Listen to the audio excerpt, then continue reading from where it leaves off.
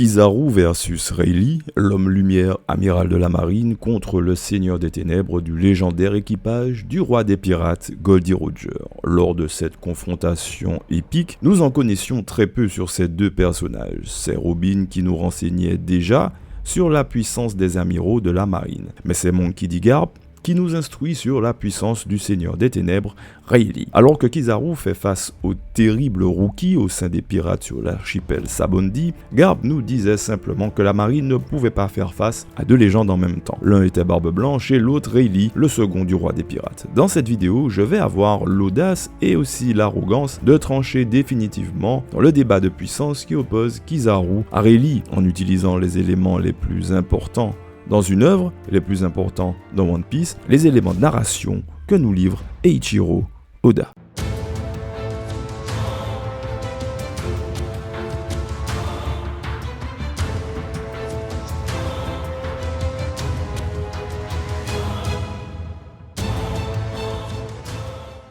Sur cette chaîne, j'analyse le récit, la narration et les personnages dans One Piece. Je partage avec vous ma passion des histoires et de leur construction. Laissez un like, abonnez-vous, activez la cloche et laissez un commentaire. Ça m'aide grandement à proposer un contenu plus intéressant, mais surtout différent. Je souhaite que vous gardiez en tête que les mangas sont des œuvres qui existent pour divertir et au mieux nous inspirer.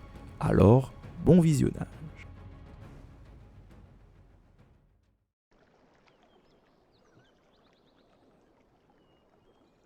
La raison de cette opposition de personnages est au cœur de la narration, mais aussi de l'évaluation de la puissance des protagonistes du combat. Sur les Sabondi, Rayleigh fait passer le Haki dans une autre dimension. Le Haki est alors propulsé de vagues pouvoirs ésotériques dont on a rapidement entendu des échos sur les îles célestes, et encore sous une autre dénomination, à un pouvoir permettant de combattre à armes égales avec un possesseur de fruits du démon. Les fruits du démon constituent le pouvoir le plus puissant présenté lors de la saga Grand Line East Blue. La totalité des arcs jusqu'à la fin de la Grande Guerre a intégré de puissants utilisateurs de fruits du démon et les amiraux de la marine possèdent jusqu'alors les fruits du démon les plus puissants connus, les fameux Logia. À cette époque, la grande question était comment combattre des individus qui deviennent quasi immatériels à la limite de l'intangibilité. Comment combattre le givre, comment combattre la lumière, la lave ou encore la fumée. C'est dans ce contexte qu'arrive Rayleigh, devenant le premier combattant pouvant affronter sans fruit du démon un homme lumière comme Kizaru, l'amiral Borsalino. Dans cette opposition, il y a tout. On a le style tiré aux quatre épingles de Borsalino et celui de Rayleigh, le plus dépouillé possible, en simple chemise, short et surtout encore une fois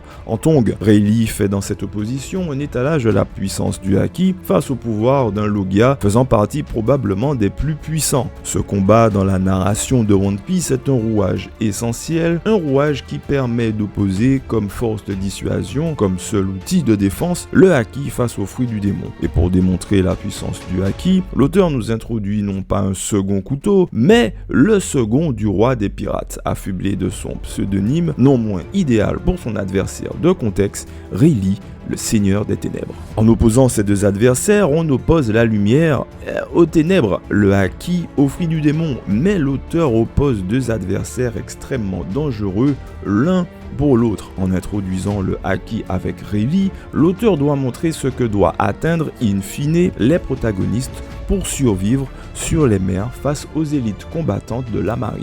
Rayleigh devait au moins être au même niveau que Kizaru. Il s'agit d'un élément de dynamique narrative lié à la puissance qui ne peut pas être remis en question, tant toute la crédibilité du récit dépend de cet élément. C'est aussi pour cette raison que Rayleigh possède les trois formes du Haki, et ce probablement à un niveau très avancé. Kizaru de son côté nous a déjà fait la démonstration de son niveau avec les supernovas qu'il neutralise avec une extrême facilité, ces derniers étant presque, et j'insiste sur presque, désarmés face à lui. De plus, s'agissant du second amiral du QG à être présenté après le fameux Aokiji, la puissance des amiraux n'est plus à démontrer. Toutefois, cette puissance est souvent temporisée par l'auteur pour ne pas dire amoindrie ou nerfée, et ceci, on ne sait encore pour quelque obscure raison.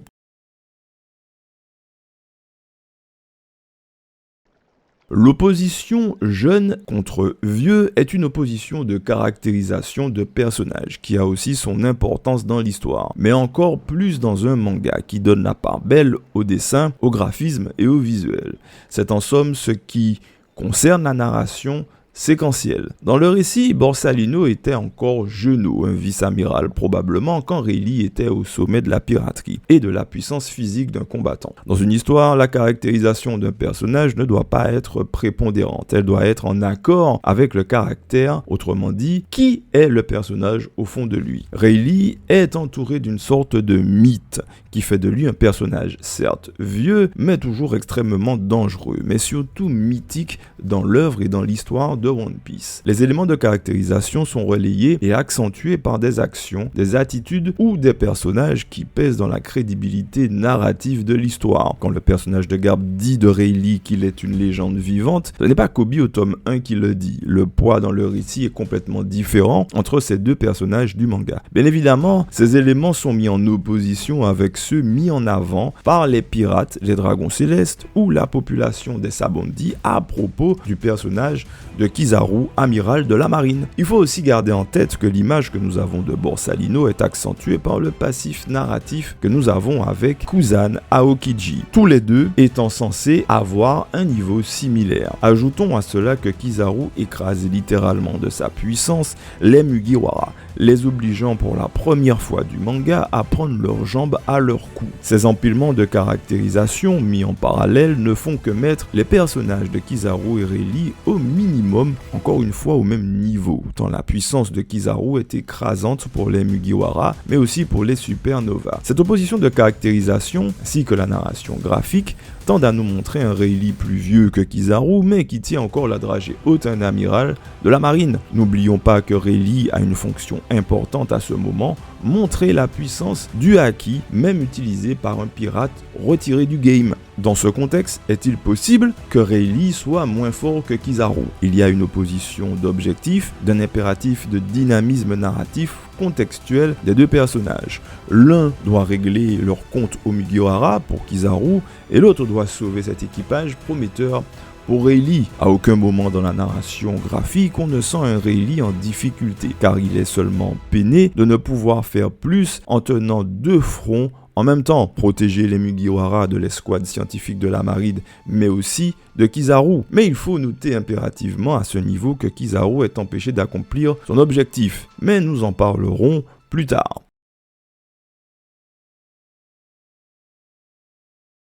Pour Kizaru, un amiral de la marine, l'objectif de la mission est stopper définitivement les Mugiwara qui ont frappé un Tenryubito. Pour Rayleigh, c'est jouer les troubles faits et gêner son adversaire de circonstance, l'amiral de la marine, Kizaru. Quand on met en place un climax comme celui-là, sous forme de combat, il est absolument impératif que les protagonistes du combat soient de niveau équivalent au moins, sinon l'opposition n'a aucun sens pour l'histoire et l'intrigue inhérente, surtout dans cette situation critique impliquant les personnages principaux. L'objectif de chacun est un élément de narration lié au désir qu'a chaque protagoniste de mener à bien la mission qui lui est attribué ou qu'il s'est attribué lui-même. L'étalonnage et la mesure de la puissance se fait aussi par l'intermédiaire de la possibilité d'atteindre le résultat escompté. Kizaru serait plus fort que Rayleigh s'il pouvait accomplir sa mission même en présence de Rayleigh lui-même. Rayleigh serait donc moins fort s'il ne pouvait au moins empêcher Kizaru d'éliminer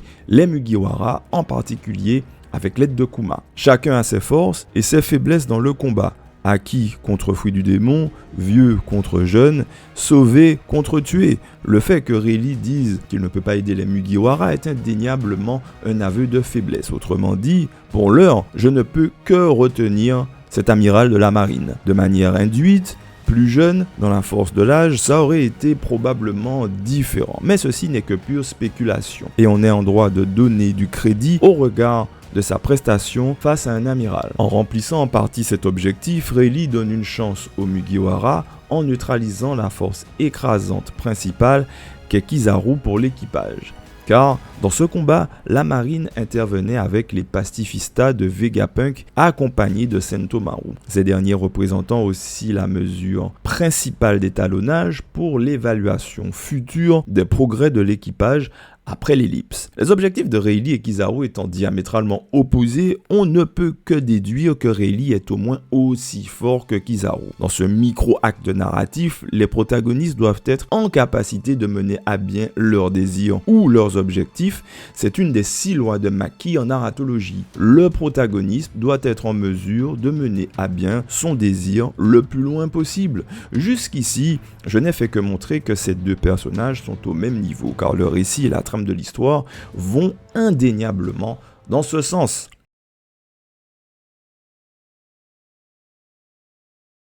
Quand on veut prendre ce combat comme référence pour étalonner les forces Yonko Amuro, il faut parler d'éléments graphiques, il faut parler d'éléments liés aux objectifs et aux désirs des personnages, il faut aussi prendre en compte les enjeux, le rôle primordial du pouvoir central de l'univers de One Piece, le Haki. Rayleigh, le personnage qui est le porte-étendard initial du Haki à la fin de la saga East Blue, doit être crédible, mais il doit surtout être cohérent avec la force que devront combattre les Mugiwara dans le futur, le gouvernement mondial, la marine et ses amiraux. L'auteur intègre le Haki de plus en plus dans son œuvre à ce moment-là, à un moment délicat, juste avant une bataille épique contre un empereur des mers au QG même de la marine, autrement dit Barbe Blanche. Celui qui deviendra le mentor de Luffy, Rayleigh, doit être d'autant plus crédible d'un point de vue puissance et faire plus que résister à la plus grande force de frappe de la marine. C'est bien mignon tout ça, mais qui est vraiment le plus fort entre Kizaru et Rayleigh? Je vais être franc et cohérent avec les éléments de démonstration. Rayleigh est implicitement déclaré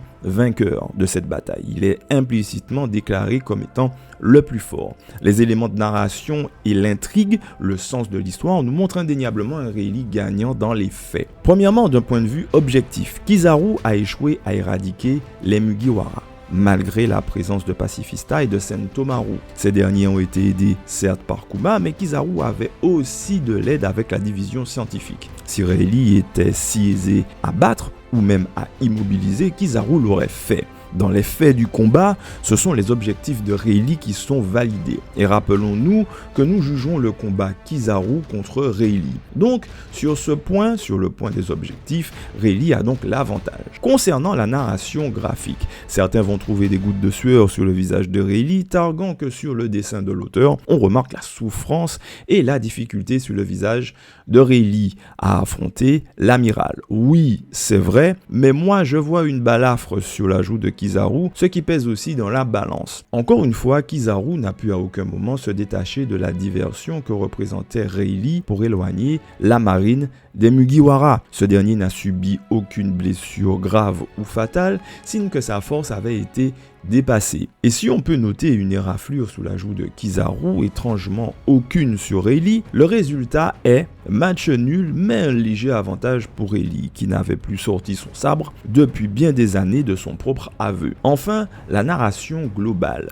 Le Haki fait une entrée démentielle avec possiblement les 3 formes présentées par Rayleigh sur les Sabondi. Même pratiqué par un vieil homme qui travaille aujourd'hui en tant qu'artisan revêteur, s'étant retiré de la piraterie depuis 22 ans, le Haki et ses utilisateurs constituent une force à ne pas négliger pour les utilisateurs et les possesseurs de Logia et de fruits du démon. Et, en tant que force fondamentale dans One Piece, le premier utilisateur complet à présenter ce pouvoir doit logiquement être un personnage très puissant.